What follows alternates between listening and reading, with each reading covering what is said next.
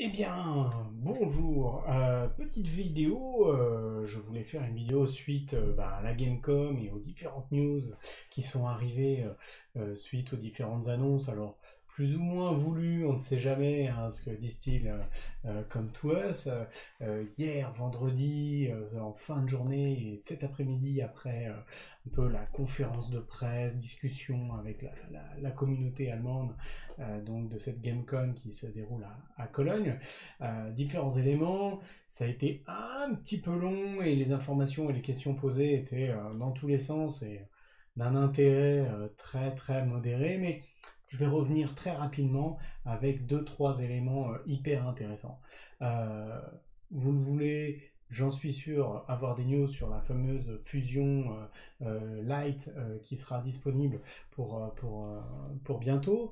Donc premièrement, cette fusion sera disponible fin septembre. Elle concernera une femme blonde, mais dont la couleur des cheveux varie en fonction de la classe, mais la blonde, paraît-il, pour le light, avec une armure lourde et une arme qui serait une masse. Donc voilà, on n'en sait guère plus.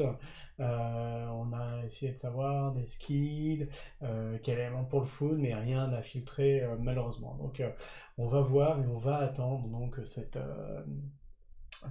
fusion pour fin septembre. D'autres questions ont été posées sur le contenu PVP, PVE, et je vais revenir sur les différents éléments. Déjà sur la méta-speed, la question a été posée, ils en avaient déjà un petit peu parlé, la méta a déjà bien été installée, les joueurs late game et high level ont déjà tout speed tune, donc ils ne souhaitent pas changer. Ils vont essayer de rajouter des éléments un petit peu différents, nouveaux, mais la métaspeed sera vraiment toujours à l'honneur. Concernant le PVP, des questions sur les rewards pour les joueurs qui perdent. Et effectivement, il y a des choses qui vont évoluer sur la fin de l'année et ils pensent donner des récompenses quand même pour les, pour les perdants, même si, bon voilà, clairement affiché, c'est un contenu high level late game. Donc voilà.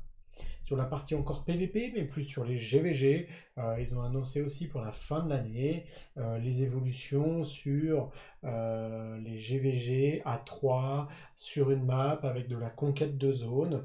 Donc là aussi, pas plus de nouvelles, mais voilà, on sent que ça va bouger là-dessus également. Sur le contenu, sur les runes, pour l'instant, et pas de nouveautés, pas de nouvelles runes.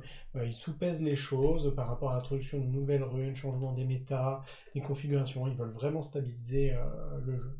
A été posée bien sûr la question sur le Violent.